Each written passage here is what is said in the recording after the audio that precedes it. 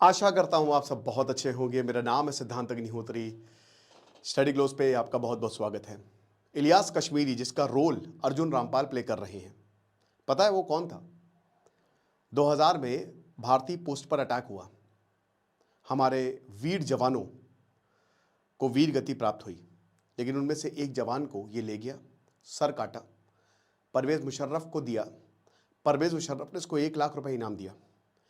ये वो आतंकवादी है, ट्रेलर में तो कुछ नहीं दिखाया है, असली तो इतना खौफनाक, जिसके ऊपर 42 करोड़ का इनाम रखा था और बताया जा रहा था कि उसामा बिन लादेन के बाद यही आदमी सक्सेसर है अलकायदा का, या फिर रहमान डकैत जो मारता पहले था पूछता बाद में था, सर काट के फुटबॉल खेल रहे थे भैया, या फिर चौधरी असलम जो इतना खतरनाक था कि उसका नाम सुनते ही जो है ना लोग पैंट गीली कर देते थे।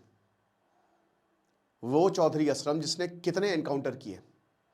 रहमान डकैत चौधरी असलम की तो भैया दुश्मनी बड़ी पुरानी है। रहमान डकैत को चौधरी असलम ने बंद किया और रहमान डकैत ने इतने पैसे दे दिए पुलिस वालों को उस समय 5 करोड़ की माला लगा के बोला कि माला पहनिए, लीजिए आयोडेक्स मलिए, काम पे चलिए। माला पहना के बाइज्जत जो है वो जेल के बाहर 2 बार जेल से भागा है रहमान डकैत, पैसे देके। Corruption, extreme corruption. हम बात करेंगे आज इन धुरंधर के किरदारों की, पूरी कहानी जानेंगे। आप लोग कहते हैं पुराने सिद्धांत सर वापस चाहिए, तो ठीक है, बायोग्राफीज, किताब का रिव्यू और भी आप मुझे कमेंट बॉक्स में बताएं किस पर लेक्चर्स चाहिए, लॉन्ग लेक्चर्स चाहिए। शुरू करेंगे। वैसे तो किताबें लिखी गई हैं, गैंग्स ऑफ कराची है, हालांकि पर्टिकुलर खाली लियारी पे कोई किताब ऐसी नहीं है, चैप्टर्स में मिलता है, काफी कुछ मिलता है, ठीक है। तो चलिए, ओके। देखिए, अगर आपको एआई को कंट्रोल करना है तो आपको प्रॉम्प्ट सीखना होगा। तो प्रॉम्प्ट इंजीनियरिंग का ये बहुत ही शानदार कोर्स है जिसको आप अवेल कर सकते हैं। मात्र 300 रुपए का सबसे सस्ता प्रॉम्प्ट इंजीनियरिंग का कोर्स, ठीक है। इसको आप अवेल करें। और आज ई बुक भी आपको मिलेगी, ऑफर आज तक है, फ्री ई बुक। तो डिस्क्रिप्शन कमेंट बॉक्स में लिंक है। 5 दिसंबर से लाइव क्लास शुरू कर, रिकॉर्डेड भी है भैया, लाइव क्लास के साथ रिकॉर्डेड क्यों नहीं मिलेगी। तो दोस्त शुरू करते हैं। तो धुरंधर मूवी आ रही है 5 दिसंबर को। इस पर मैंने एक लेक्चर भी लिया था कि कैसे ये बॉलीवुड के प्रोपेगेंडा को बर्स्ट करेगी, और इसमें शुरुआत का सीन बहुत ही दिल दहला देने वाला है। रणवीर सिंह किसका रोल प्ले कर रहा है हमको नहीं पता। मेजर मोहित शर्मा, सलाम, ब्रेव हार्ट, भारत के वीर योद्धा, ये वो आदमी है जिसका नाम सुनते ही हिजबुल थरथर कांपता था। लेकिन दोस्तों, हम इनकी बात नहीं करेंगे, इनकी बात हमने की हुई है, बट इस लेक्चर, पर्टिकुलर लेक्चर में नहीं करेंगे। क्यों नहीं करेंगे? क्योंकि पहली बात, इनके पेरेंट्स पहुंच गए हैं कोर्ट और उन्होंने ये आरोप लगाया कि धुरंधर इनको एक्सप्लॉइट करती है। दूसरा, आदित्य धर जो धुरंधर मूवी के डायरेक्टर, उन्होंने साफ साफ बोला है कि ये मूवी इन पे नहीं है। इन सारी चीजों का सम्मान करते हुए हम इनकी बात नहीं करेंगे, क्योंकि हमको नहीं पता है कि रणवीर सिंह किसका किरदार निभा रहे हैं, ठीक है। अब हम बात करते हैं इनके विलन्स की, क्योंकि देखिए हीरो से ज्यादा विलन्स खतरनाक है। पहले शुरुआत से शुरू करते हैं। लियारी टाउन क्या है? कराची में, कराची के अंदर एक छोटा सा शहर जो कि मेन सेंटर बना। हमने अभी बात की थी जब राजनाथ सिंह ने बोला था कि सिंध देश बनाएंगे, सिंध आज नहीं तो कल हमारा होगा। और ये जो देश है सिंध इनका वैसे तो प्रोविंस है, लेकिन दोस्तों ये भारत से ही मिलना चाहता था। यहां पे हिंदू पॉपुलेशन थी। इनफैक्ट दोस्तों ज्यादातर के सभी कन्वर्टेड हैं। अब इस टाउन को वैसे तो 19th सेंचुरी 1750 के आसपास भोजमल ने बसाया था, जो कि एक हिंदू व्यापारी थे। ये जो शहर है ये व्यापार के लिए, गाने बजाने के लिए, अपनी खुशमिजाजी के लिए, अपने खाने के लिए फेमस था। लेकिन बाद में गलियां खून से रंग गई। नासिर की कहानी जो अपनी टीचर को नहीं बचा पाया, या फिर उस आदमी की बात करें जो वैसे तो एम्बुलेंस में चावल लेकर गया था लेकिन उसको जान से मार दिया चौधरी असलम ने। ऐसी बहुत सारी कहानियां, खून भरी कहानियां यहां पे आपको मिलेंगी। Gangs of Wasseypur, gangs of Lyari और ज्यादा खतरनाक है। तो भाई बसाया 1843 में ब्रिटिश के कंट्रोल में आ गया। और क्योंकि सिंध, कराची, इधर आपका अरेबियन सी है ना, सीधा समुद्र का एक्सेस, तो हर इंसान अमीर होता था, गजब पैसा। कराची को बॉम्बे ऑफ पाकिस्तान बोला जाता है, लेकिन उतना डेवलप्ड नहीं हो पाया। हालांकि ब्रिटिश के दौरान यहां के हिंदुओं ने खूब पैसा कमाया। अब उसके बाद हम देखते हैं कि जब पाकिस्तान बना, तो पाकिस्तान बनने के साथ साथ गुंडैती भी बनी। जबरदस्त कंट्रोल रहता था यहां पे। शुरुआत से ही कराची जो है वो अपने क्राइम्स के लिए बड़ा फेमस है, और यहां सेंटर लियारी था। ठीक है, कराची के अंदर ही एक टाउनशिप। अब क्या होता है कि यहां दो लोग, वैसे तो पूरा कंट्रोल था काला नाग जो कि एक ड्रग लॉर्ड था, लेकिन काला नाग को दो लोग ज्वाइन करते हैं, एक शेरू और दूसरा दादल। ये दोनों भाई थे। धीमे धीमे इन्होंने काला नाग को, क्योंकि मैंने एक्चुअली नोट्स बनाए हुए हैं काफी लंबा, भाई हमारे पास टेलीप्रॉम्प्टर तो होता नहीं है, तो ये दोनों भाइयों ने क्या किया, मार दिया काला नाग को। अब इसी दादल का बेटा था कौन, बाबू डकैत, जो कि एमएससी डिग्री होल्डर था, लेकिन वो क्राइम में आया, और उसका बेटा था रहमान बलोच। ये सब बलोच थे, रहमान बलोच उर्फ रहमान डकैत। अब आपको बताता हूं कि जो बाबू डकैत इनके पिताजी थे वो बहुत डेंजरस थे बढ़िया, लेकिन उनको पता था कि पढ़ लिख के यहां पे कोई फायदा नहीं है, क्योंकि कराची में पढ़ाई की कोई कीमत नहीं है। आप इंसाफ किससे मांगोगे, यहां सिर्फ गैंग्स चलते हैं जो लोगों को नशे की लत लगा रहे हैं और आपस में लड़ रहे हैं। यहां सिर्फ आतंकवाद चलता है, दैट्स इट। तो आतंकवाद ही सब है कुछ है मेरे लिए, या फिर दहशतगर्द। जबरदस्ती यहां पे लोगों को क्राइम में डाला जाता था। कुछ बहुत अच्छे लोग भी थे, जैसे यहां पे परवीन एक टीचर थी। परवीन जो है वो चाहती थी कि बच्चे पढ़ें, अगर बच्चे पढ़ेंगे तभी आगे बढ़ेंगे, लेकिन ऐसा हो नहीं पाया। उनकी सारी कोशिशें, उनके घर तक को आतंकवादियों ने या फिर ये गैंग मेंबर्स ने अपने कब्जे में ले लिया था। रहमान डकैत, जिसका जन्म लगभग या तो 1980 या 1981 में हुआ था, पिताजी को देखा था कि पिताजी कितने रसूखदार हैं, लेकिन रहमान डकैत उससे भी ज्यादा खतरनाक था। 1990 में बाबू डकैत खत्म, फिर रहमान डकैत अकेला। होता क्या है ना, अगर लीडर खत्म तो सारी पावर खत्म। अब क्या करें, इसको मिलता है साथ हाजी लालू का। हाजी लालू जो कि रहमान डकैत का हाथ पकड़ता है, और हाजी लालू का बेटा अरशद पप्पू, ये दोनों बहुत इंपॉर्टेंट किरदार है। अरशद पप्पू और हाजी लालू कहते हैं बेटा आजा, हम है ना तेरे लिए। रहमान डकैत और हाजी लालू पिता पुत्र, पिता तो मर गए लेकिन पिता पुत्र जो है, मुंह बोले बाप। अब रहमान डकैत को हाजी लालू ने ट्रेन किया कि रंगदारी कैसे करनी है, मारा पीटी कैसे करनी है, लोगों से कैसे वसूलना है ना। कहते हैं रहमान डकैत 1993 13 साल की उम्र में इनकी माता जी का कोई दूसरे राइवल गैंग लीडर के साथ चक्कर चल रहा था।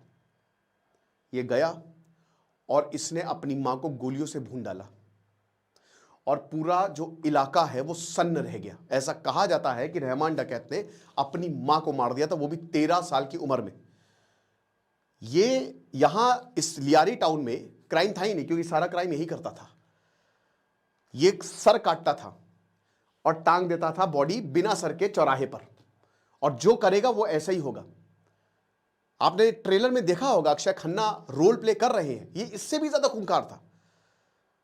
इसने पूरे के पूरे कराची में इतनी दहशत फैलाई थी, पर्ची सिस्टम इसने चलाया था। पर्ची सिस्टम पता क्या था, कि भाई पर्ची कटेगी, किसकी कटेगी, कोई भी सरकारी काम करना है तो पहले हमसे पर्ची कटवाओ, सरकार छोड़ो। और सरकार कुछ नहीं करती थी, इतना पैसा हो गया था इसके पास। पानी के टैंकर माफिया हो गए थे। कराची में वैसे भी पानी की कमी है, तो सारा पानी ये कंट्रोल करता था। जो नल में पानी फ्री आना चाहिए वो ये पैसे लेता था लोगों से, और उसके बाद पानी देता था घर में, और लोग पैसे खुशी खुशी देते भी थे, क्योंकि लोगों को अपनी जान प्यारी थी। क्या किया जाए, यहां पे लोग पढ़ाई लिखाई का सपना नहीं देख रहे थे। जो पढ़ लिख रहे थे भाग रहे थे लाहौर, यहां पे देख रहे थे कि भाई गुंडा कैसे बना जाए। 1990 का वो खूनी दौर था, और 1990 का वही दौर था जिसमें भारत काफी परेशान रहा था आतंकवाद से, बहुत दिक्कतें रही थी, और उसमें लियारी टाउन का बहुत बड़ा हाथ है गुरु। वक्त आगे बढ़ता है। एक दिन क्या हुआ कि इसने एक व्यापारी को किडनैप किया। तो व्यापारी को किडनैप किया, किडनैपिंग बहुत ही जैसे जंगल रास्ता बिहार में उसी तरीके का राज जो है, तो किडनैपिंग की। अब भैया ये रहमान डकैत जो हैं, किडनैपिंग के बाद बोला कि 1 करोड़ रुपए चाहिए। तो इनके जो वही मुंह बोले पिताजी, क्या नाम बताया था, हाजी लालू। हाजी लालू ने बेटा बोला मेरा दोस्त है बच्चे, इसको छोड़ दो। पिता की बात कैसे मना करे, बोला अरे पिताजी कोई बात नहीं, हम छोड़ देंगे। छोड़ दिया। लेकिन बाद में हाजी लालू ने से 2 करोड़ रुपए लिए उस समय 1995। जब ये रहमान डकैत को पता चला, उनका दिमाग खराब हो गया कि भाई ऐसे तो काम चलेगा नहीं। हाजी लालू को कन्फ्रंट किया, मारा नहीं हाजी लालू को, लेकिन रास्ते अलग अलग हो गए। और हाजी लालू का बेटा अरशद पप्पू, कुछ दिन बाद हाजी लालू हो गया गिरफ्तार। पुलिस ने हाजी लालू को कर लिया गिरफ्तार। अब बचा कौन, अरशद पप्पू। अब दोस्तों यहां पे कुर्सी के लिए लड़ाई, लेकिन कुर्सी के लिए बहुत खूनी संघर्ष हुआ, और अल्टीमेटली कुर्सी मिलती है रहमान डकैत को। लेकिन अरशद पप्पू जो हाजी लालू का बेटा था वो चुप नहीं बैठा। उसने बोला कि तुमको इतना मारेंगे रहमान डकैत तो कि तुम बचोगे नहीं। रहमान डकैत खूब ज़्यादा पैसा कमा रहा था, बहुत ज़्यादा पैसा, लेकिन सामने था अरशद पप्पू जिसको ये भाई मानता था। लेकिन उसी अरशद पप्पू कब्रिस्तान में गया, रहमान डकैत के पिताजी की कब्र, वो पुरानी लाश को निकाला, छित विक्षित खत्म कर दिया, सू सू कर दी।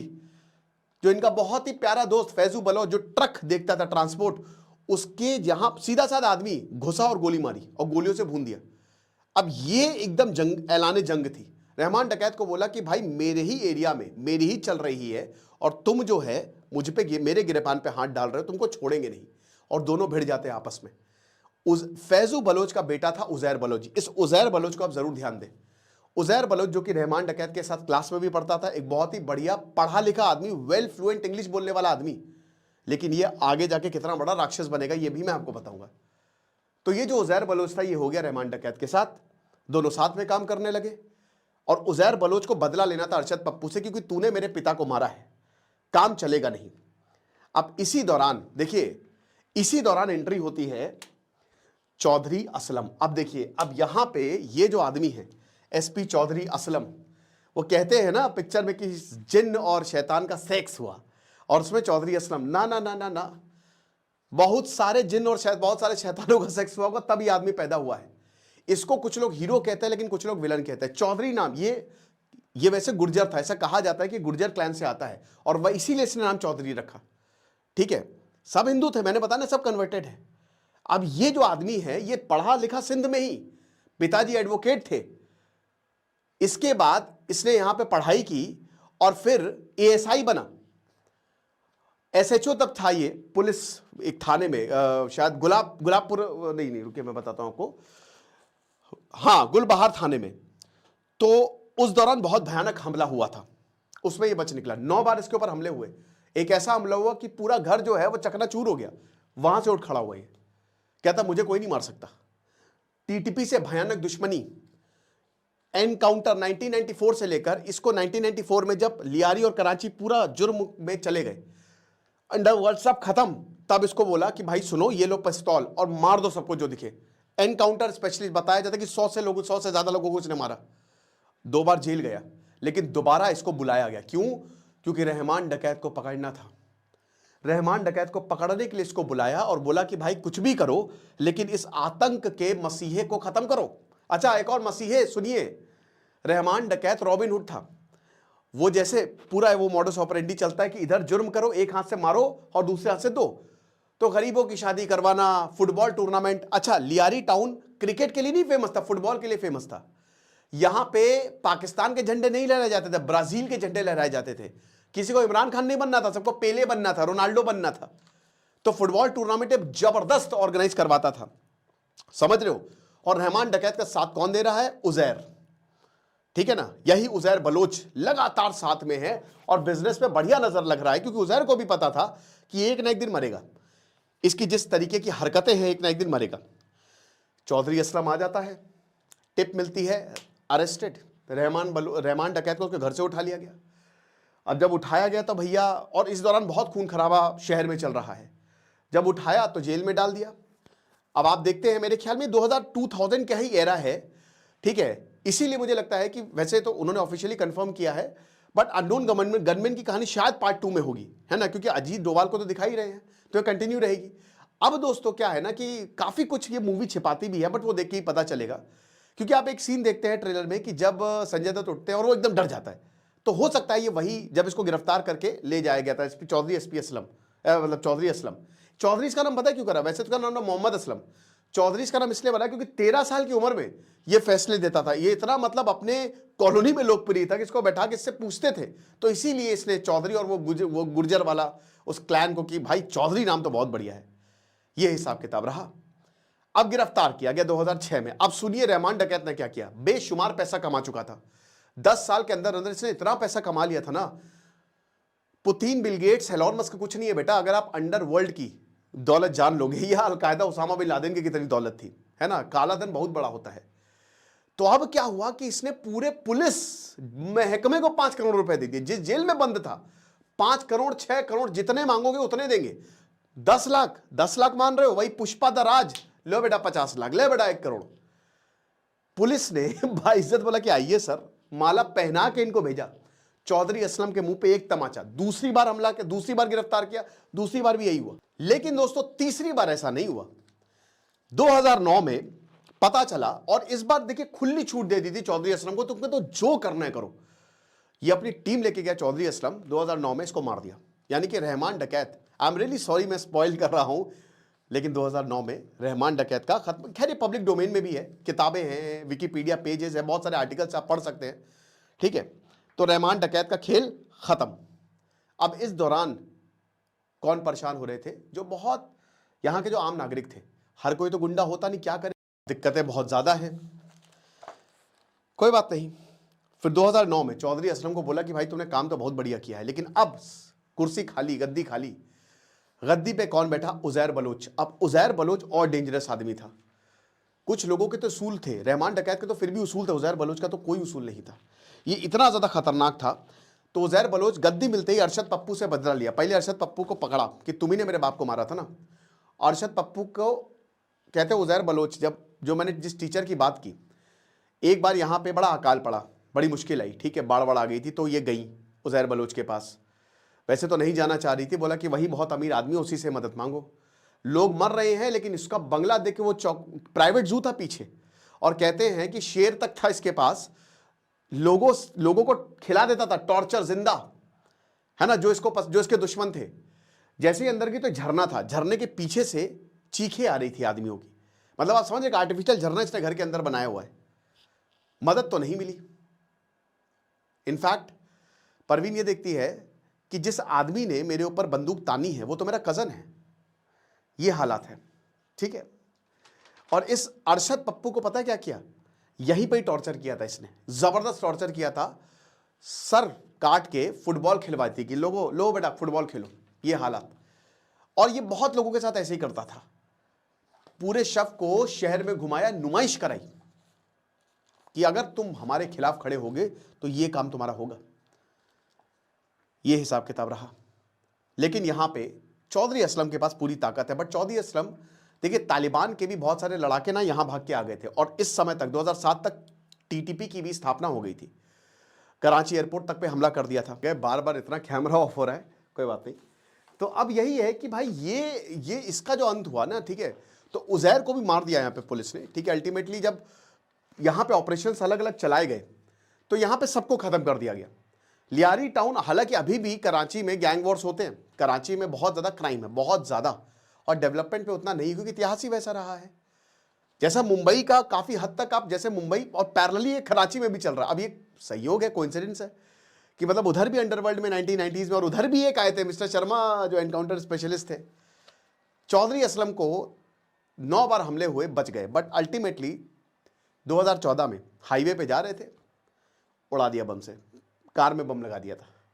क्योंकि तालिबान के, मैंने बताया ना, बहुत सारे तालिबान के लड़ाके यहीं सेटल होते थे, और उनकी भी चौधरी असलम से, तो एक तरफ गैंग था, एक तरफ आतंकवादी थे। तो चौधरी असलम को बोला था कि इन सबको खत्म करो।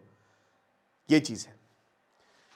इन दोनों के बारे में आपने जान लिया, लेकिन अब सबसे खतरनाक आदमी के बारे में मैं आपको बताता हूं, जिसका नाम है इलियास कश्मीरी। और ये इतना डेंजरस आदमी है, हालांकि इसमें तो मेजर इकबाल ये दिखाए गए हैं, ठीक है, अर्जुन रामपाल मेजर इकबाल का रोल प्ले करते हुए, बट ये आदमी था इलियास कश्मीरी। इलियास कश्मीरी पीओके में जन्मा था, पाकिस्तान ऑक्युपाइड कश्मीर। बचपन से ही भारत के खिलाफ नफरत भरी गई। इस्लामाबाद की यूनिवर्सिटी से इसने, अलामा इकबाल यूनिवर्सिटी से मास कम्युनिकेशन किया। लेकिन दोस्तों, इसने जिहाद मात्र 15 साल की उम्र में ज्वाइन कर लिया था। ये 15 साल का था जब ये 1979 में जिहाद बनने चला गया, फिर यूनिवर्सिटी गया, बट 1984 में फिर चला गया। 25 साल तक ये पक्का जिहादी हो गया था। और ये इतना ज्यादा खतरनाक था दोस्तों कि इसने बहुत सारे ऑपरेशन चलाए थे, और अमेरिका ने इसके ऊपर 42 करोड़ का इनाम रखा था। इनफैक्ट पाकिस्तान ने भी। अच्छा, एक और चीज मैं आपको पाकिस्तान के बारे में बताता हूं, इसको भी पाकिस्तान ने पाला। अजीब बात है कि जिसको भी पाकिस्तान ने पाला है ना, वो बाद में पाकिस्तान को ही डसा है। 2000 में, सन 2000 में हमारी नौशेरा पोस्ट पे एकदम से हमला हुआ था। इलियास कश्मीरी इससे पहले भी आया था भारत में, लेकिन इलियास कश्मीरी 2000 में आया, अपने साथ 25 आतंकियों को लाया। कुछ कहते हैं कि इसको ट्रेनिंग जो है वो कमांडोज ने दी थी, और ये कमांडो भी था, स्पेशल फोर्सेज में भी था। लेकिन 25 आतंकियों के साथ, उस समय भारत के पास खाली उस नौशेरा पर्टिकुलर पोस्ट पे खाली 8 जवान तैनात थे। आया, काफियों को मारा, 2 को ले गया। अब दोस्तों कुछ जवानों को ये ले गया, उसमें हमारे भाऊ मारुति थे जिनका सर काट के ले गया था, और कहा जाता है कि परवेज मुशर्रफ को दिया था वो सर।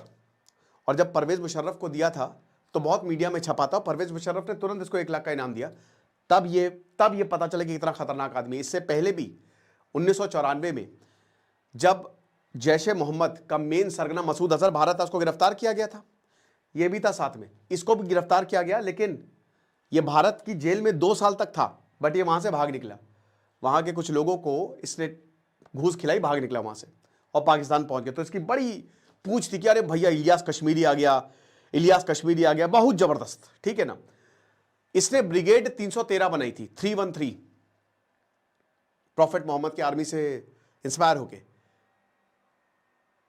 मतलब आप समझ रहे हैं, इसने कहा कि जिहाद करेंगे। इससे पूछा गया था कि इंटरव्यू में कि अगर आपको कश्मीर मिल जाए फिर क्या करेंगे। बोला कि कश्मीर मिल जाए तो जूनागढ़ लेंगे, हैदराबाद लेंगे, फिर पूरा भारत लेंगे, फिर जिहाद जारी रहेगा जहां भी मुस्लिमों के ऊपर जुल्म हो रहा है। ब्रिगेड 313 इतनी एलीट यूनिट थी कि उसके लिए टेस्ट होते थे, आप विश्वास करेंगे, प्रॉपर रिटन एग्जाम होता था और तभी तुमको ब्रिगेड 313 में शामिल किया जाएगा। और वो इतनी डेंजरस थी कि मतलब कहीं पे भी ऑपरेशन कर देती। लेकिन भारत ने कायदे से इसको सबक सिखाया। 9/11 जब होता है, परवेज मुशर्रफ अमेरिका की गोद में जाके बैठ गए। इसकी परवेज मुशर्रफ से ठन गई। अभी तक तो ये पाकिस्तान की गोद में पल रहा था, अब परवेज मुशर्रफ को इसने ठना दी। कहता है इसी की तैसी तुम्हारी परवेज। अच्छा, एक और चीज मैं बताऊंगा अभी आपको लास्ट में। तो परवेज मुशर्रफ में इसने 2 हमले किए, 2003 में जिसमें परवेज मुशर्रफ बार-बार बचे, और एक 2007 में। उसके बाद इलियास कश्मीरी को ढूंढा जाने लगा अमेरिका की तरफ से कि पहले इसको ढूंढो। 2011 में ओसामा बिन लादेन को मारा, अगला ये था। 26/11 जो हमला हुआ, डेविड हेडली ने बताया था ये मास्टरमाइंड था, मेरा हैंडलर ये था। 2010 पुणे बेकरी में हमला हुआ, ये पुणे जर्मन बेकरी में। डेनमार्क में इसने एक न्यूज़पेपर पे हमले की, एकदम मंशा बना ली थी कि उसको मार देंगे। प्रॉफेट मोहम्मद के आपत्तिजनक कार्टून छापे थे। अमेरिका के खिलाफ इसने ओपनली जिहाद फैला दिया था कि खत्म कर देंगे अमेरिका को। इसको मार दिया गया था, ठीक है। कहते हैं कि भाई 2013 के दौरान इसको मारा गया, ड्रोन्स आए, खत्म करके चले गए। ये आराम से नॉर्थ वजीरिस्तान में चाय पी रहे थे सरो, 2 आई मिसाइलें, 4 मिसाइलें लगी, इसके टुकड़े टुकड़े हो गए। लेकिन ये बहुत खतरनाक था क्योंकि इसने इतने लोगों को टॉर्चर किया, 200 से ऊपर लोगों को मारने का इसके ऊपर इल्जाम है, ये तो रिकॉर्डेड है, मतलब इतने लोगों को। अच्छा, आप सुनिए क्या हुआ। ये तीनों मर गए, लेकिन इन तीनों को लड़ाया किसने? कहा जाता है RNAW ने, और उसी पे धुरंधर मूवी बेस्ड है। अब उजैर बलोच के बारे में आपको पता है क्या बोला जाता है? उजैर बलोच जो है वो भाग गया था। जब उसको पता चला कि हमको मार दिया जाएगा तो वो निकल गया यहां से। अब वो निकल के कहां गया? वो निकल के गया ईरान, सऊदी। अब वहां पे कहते हैं भाई, पाकिस्तानी मीडिया तो यही कहता है कि कुलभूषण जाधव से मुलाकात हुई, ठीक है, और इसीलिए पाकिस्तान ने कुलभूषण जाधव को उठाया। हालांकि वो खाली कोई सबूत नहीं है, वो बस ऐसे ही बोल रहा है। साथ ही साथ RNAW का उजैर बलोच जो है काफी साथ देता था। ऐसा भी कहा गया कि सब करवाया यहां से भारत से ही हुआ, इंडिया से ही हुआ, और पीछे कौन बैठे थे? अजीत डोभाल। ये चीजें कही जाती हैं, लेकिन दोस्तों इसके कोई पुख्ता सबूत मिलते नहीं है, क्योंकि इंटेलिजेंस है, ऐसे ही होता है ना। एक कहानी मैंने आपको नहीं बताई, जो मैंने एम्बुलेंस वाले की बताई थी। तो एम्बुलेंस वाला था एक बहुत बढ़िया आदमी। अब उसके वो मतलब इतना अच्छा आदमी था कि उसके भाई को पोलियो था। तो वो सोचता था कि भाई, मतलब उसने अपने भाई को पोलियो से तड़पते हुए देखा था, तो वो ये कहता था कि यार ऐसा है ना कि कभी किसी को मतलब ये बीमारी ना दे। तो सबकी मदद करता था, वो एम्बुलेंस लेके कहीं पे भी पहुंच जाता था। तो जब 2009 में उजैर बलोच और ये जब ऑपरेशन चौधरी असलम को दिया गया कि सब कुछ खत्म कर दो, तो उसने लियारी टाऊ की घेराबंदी कर दी थी 1 हफ्ते तक। अब 1 हफ्ते तक घेराबंदी की तो लोग मरने लगे अंदर, ठीक है, 2011 सॉरी, तो मरने लगे अंदर, क्योंकि भाई ना बाहर से कुछ आ सकता है ना जा सकता है वहां पे अंदर। भाई ठीक है, गैंग वाले हैं, बट अंदर लोग भी तो हैं, मतलब वो गैंग वाले जो आम लोग हैं वो भी तो हैं। तो इसे देखा नहीं गया एम्बुलेंस से। अब ये बेचारा लेके आया, अब एम्बुलेंस में दूध थे, चावल थे। चौधरी असलम अपने चित परिचित स्टाइल सिगरेट पीते हुए, बड़ी दाढ़ी, हीरो टाइप, और रोका। बोला कहाँ जा रहे हो? बोला कि सर अंदर है, अंदर मैं सोच रहा हूँ कि चावल दे आऊँ, ये खाने की चीज़ें हैं, लोग भी अंदर। अच्छा, इसका कॉलर पकड़ के उतारा, 4 मारे, और उसके बाद चाकू निकाला, सट सट वो सारे जो चावल थे, दूध थे, वो सब नीचे नीचे, खून पड़ा हुआ तो उससे मिक्स। ले गए इसको, बहुत पीटा, पुलिस स्टेशन में इतना पीटा, इतना पीटा, इतना पीटा कि अंजर पंजर ढीले हो गए, लेकिन चोट आत्मा पे लगी थी और ये कभी उससे उबर नहीं पाया। अब मर गया नहीं मरा पता नहीं। इलियास कश्मीरी जो है, कहते हैं कि आरएनडब्ल्यू ने भी मदद की, इसको जान से मार दिया गया। लेकिन बात, क्योंकि भारत तो मानने के लिए तैयार ही नहीं था, भारत ने बोला कि भैया हमको डीएनए सबूत दो तब हम मारें, क्योंकि अपनी मौत की अफवाह कई बार उड़ा चुका था, फिर ये सामने आ जाता था। लेकिन 2012 में अमेरिका ने ऑफिशियली बोला कि मर चुका, और दोस्तों अगर मरा नहीं भी होता ना ये, तो अब तक ये बता देता कि हम नहीं मरे हैं। तो ये धुरंधर की कहानी होने वाली है। अब देखेंगे मूवी में कितना चेंज करते हैं, क्या करते हैं। बट मुझे अच्छा लगा कि भारत, जो बॉलीवुड है, वो इस तरीके की मूवीज़ बना रहा है, और हम यही चाहेंगे कि ये मूवी हर किसी तक पहुंचे, क्योंकि इसमें कम से कम आईएसआई पाकिस्तान का असली चेहरा तो दिखाया है। बाकी दोस्तों, आप हमारे प्रॉम्प्ट इंजीनियरिंग के कोर्स को अवेल करिए, आपको बहुत ज़्यादा फायदा होगा। खुश रहिए, पढ़ते रहिए। दिस इज सिद्धांत अग्निहोत्री साइनिंग ऑफ। अबे आप समझ रहे हैं।